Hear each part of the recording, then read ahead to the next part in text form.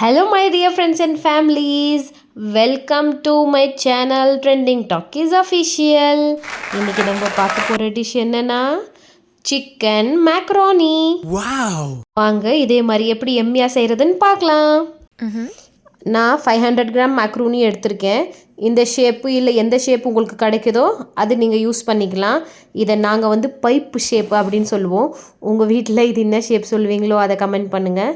இந்த pipe shape மக்ரூனியை நான் எடுத்திருக்கேன் 500 கிராம்ஸ். இப்போது இதை வந்து என்ன பண்ணணும்னா நம்ம தனியாக வடிகட்டி போட போகிறோம்.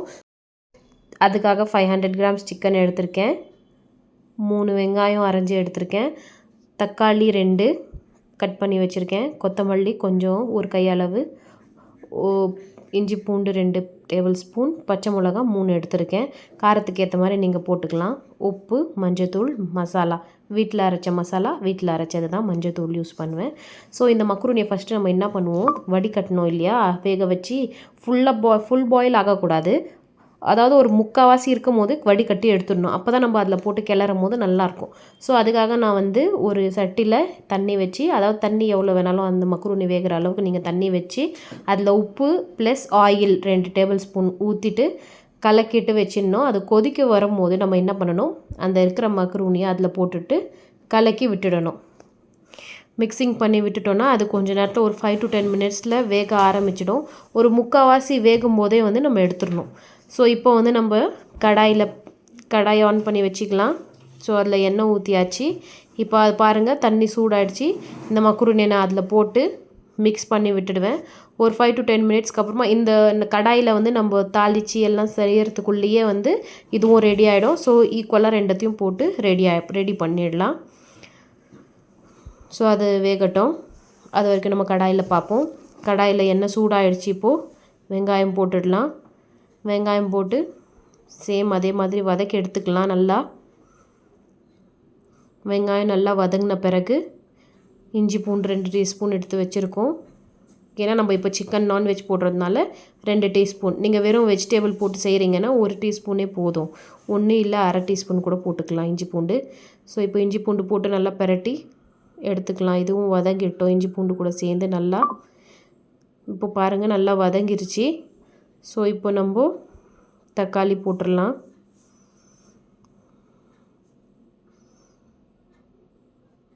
தக்காளி போட்டு நல்லா வதங்கட்டும். பச்சை மிளகாவும் ஆட் பண்ணிக்கலாம்.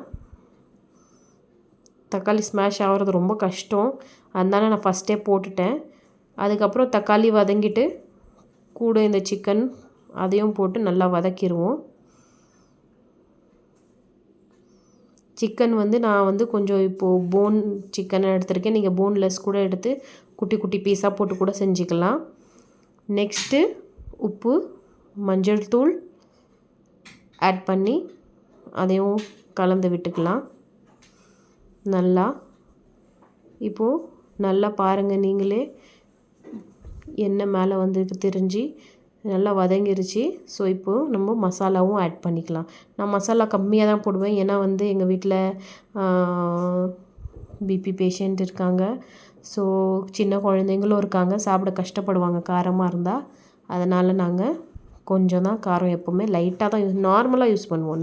நான் அதிகமாகவும் சாப்பிட மாட்டோம், ரொம்ப கம்மியாகவும் சாப்பிட மாட்டோம். இப்போ பார்த்தீங்கன்னா இந்த மக்ரூனி பாருங்கள் நல்லா வெந்து வந்துருச்சு. அதாவது ஃபுல் பாயில் ஆகாமல் முக்கால்வாசி பாயில் ஆகிருக்கு. இன்னும் கால்வாசி பாயில் ஆகணும். ஸோ அதுக்கு முன்னாடி நான் என்ன பண்ணுறேன், ஸ்டவ் ஆஃப் பண்ணி அதை வடித்து எடுத்துக்கிறேன். வடித்து எடுத்து தண்ணியெல்லாம் நிறுத்தின உடனே கூல் வாட்டர் போட்டு அதையும் வாஷ் பண்ணி எடுத்துக்கிறேன். அப்போ தான் அது தனித்தனியாக பிரிஞ்சு இருக்கும், இல்லைன்னா ஒன்றோட ஒன்று ஸ்மாஷ் ஆகிடும். இப்போது இங்கே நம்ம மூடி வச்ச சிக்கன் எல்லாமே நல்லா வதங்கிருச்சு, வெந்துருச்சு. ஸோ இப்போ வந்து நான் வந்து இந்த டிஷ்ஷில் வந்து லவங்கம் பட்டை ஆட் பண்ணலை ஸ்டார்டிங்கு. இப்போ நான் அதனால் என்ன பண்ண போகிறேன்னா கரம் மசாலா அதுக்கு பதிலாக யூஸ் பண்ணலாம் அப்படின்னு தான் இருக்கேன். ஏன்னா வந்து பட்டை லவங்கம் சாப்பிடும் போது வாயில் வரும்.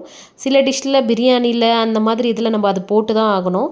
ஸோ இந்த மாதிரி இருக்கும்போது முக்கால்வாசி நான் கிரேவியாக இருக்கும் போது நான் வந்து என்ன பண்ணுவேன்னா அந்த பட்டை லவங்கம்லாம் போட மாட்டேன். ஏன்னா பசங்க வந்து வாயில் வந்துடும், அது எனக்கே வந்தால் பிடிக்காது அதோட ஸ்மெல்லு.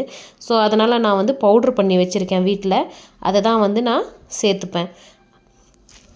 இப்போ நல்லா மிக்ஸ் பண்ணிடலாம். நல்லா மிக்ஸ் பண்ணி விட்டுட்டு பாருங்கள், அதோட கலரும் நல்லாயிருக்கு, லைட் கலர். ஏன்னா வந்து நான் மசாலா அதிகமாக ஆட் பண்ணல, அதுக்கு பதில் தான் பச்சை மிளகா நான் ஆட் பண்ணியிருக்கேன்.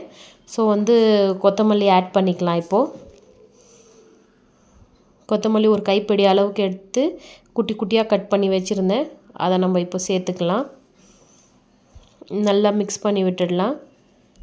மக்ரூனி கொஞ்சம் ஒரு சும்மா லைட்டாக ஆறி இருக்கும் இப்போது, ஏன்னா கோல்டு வாட்டர் போட்டு வாஷ் பண்ணியிருக்கோம். அப்போ வந்து ஒன்றோட ஒன்று ஒட்டாமல் தனித்தனியாக இருக்கும். ஸோ பாருங்கள், நல்லா வெந்துருச்சு அது. இப்போ நம்ம இதில் போட்டு மிக்ஸ் பண்ணிவிட்டு ஒரு 5 மினிட்ஸ் வந்து இதை க்ளோஸ் பண்ணி வச்சு திறந்து எடுத்தோன்னா மேக்ரோனி ரெடி. சர்வ் பண்ணலாம். இது வந்து டேஸ்டியாகவும் இருக்கும், காரம் உங்களுக்கு ஏற்ற மாதிரி போட்டு செஞ்சுக்கலாம். ஸோ கலர்ஃபுல்லாக இருக்கும், உங்கள் பசங்களுக்கு ஏற்ற மாதிரி பிடிச்ச மாதிரி சிக்கனும் இருக்குது. அதனால் இது அவங்க பிடிச்சி சாப்பிடுவாங்க. நம்ம லஞ்ச் பாக்ஸ் ரெசிப்பியாகவும் இதை செஞ்சு அவங்களுக்கு கட்டி அனுப்பலாம். சூப்பர் எம்மி மக்ரூனியை உங்கள் ஃபேமிலியோடு நீங்கள் செஞ்சு சாப்பிட்டு ஹாப்பியாக இருங்க. இந்த வீடியோ பிடிச்சிருந்தா லைக் பண்ணுங்கள், ஷேர் பண்ணுங்கள், கமெண்ட் பண்ணுங்கள், மறக்காமல் சப்ஸ்கிரைப் பண்ணுங்கள், பெல் ஐக்கானை கிளிக் பண்ணுங்கள். தேங்க்ஸ் ஃபார் வாட்சிங். பாய்.